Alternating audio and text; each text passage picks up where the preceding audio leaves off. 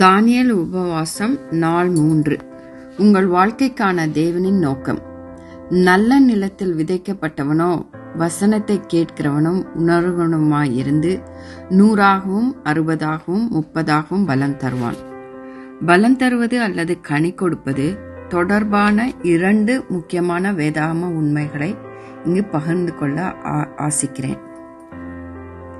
இந்த 2 உண்மைகளையும் நீங்கள் புரிந்து கொள்வீர்களாயில் நீங்கள் நிறைவான பலன் கொடுக்க வேண்டும் என்ற நம்பிக்கையை அவைகள் உங்களில் உருவாக்கும் என்று நான் நம்புகிறேன். முதல் உண்மை இதுவே: நாம் அனைவரும் கனி கொடுக்க வேண்டும் என்று தேவன் விரும்புகிறார்.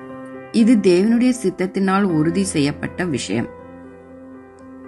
இது மாறுகிற விஷயம் அல்ல. தேவன் மனிதனை படைத்த நாளிலிருந்தே இது உண்மை.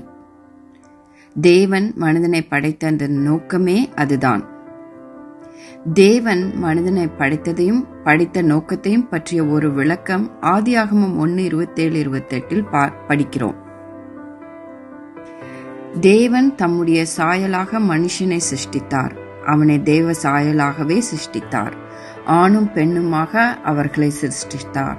பின்பு தேவன் அவர்களை நோக்கி, நீங்கள் பலுகி பெருகி பூமியை நிரப்பி அதை கீழ்ப்படுத்தி சமுத்திரத்தின் மச்சங்களையும் ஆகாயத்து பறவைகளையும் பூமியின் மேல் நடமாடுகிற சகல ஜீவ ஜந்துக்களையும் ஆண்டு கொள்ளுங்கள் என்று சொல்லி தேவன் அவர்களை ஆசீர்வதித்தார். இந்த வசனத்தில் மனிதன் செய்யும்படி தேவன் விரும்பிய 5 விஷயங்களை காண்கிறோம்: பலுகுதல், பெருகுதல், நிரப்புதல், கீழ்ப்படுதல், ஆட்சி செய்தல். மனிதன் படிக்கப்பட்டதன் நோக்கம் இவைகளே. தேவனின் நோக்கங்கள் ஒருபோதும் மாறுவதில்லை. மனிதனின் வீழ்ச்சியினால் அவற்றின் நிறைவேற்றம் காலதாமதமாகலாம். ஆனால் தேவன் எப்போதும் முன்னோக்கி சென்று கொண்டே இருந்து இறுதியில் தன் நோக்கத்தை செய்து முடிக்கப் போகிறார். புதிய படைப்பில் இயேசு கிறிஸ்துவுக்குள் தேவனின் அதே நோக்கங்கள் மீண்டும் ஒருமுறை மீட்டெடுக்கப்படுகின்றன. நாளை இதை தொடர்வோம். மேலும் இந்த ஆழமான உண்மைகளை ஆராய்வோம். பதிலான ஜெபம். பிதாவே, நீர் எப்பொழுதும் உமது நோக்கங்களை நிறைவேற்றுவதற்காக நன்றி. எனது வாழ்வில் கனி தருவது உமது விருப்பம் என்பதும் உமது சித்தத்திற்குள் நான் உம்மோடு கூட நடக்க வேண்டும் என்பதும் எவ்வளவு அற்புதமான யோசனை!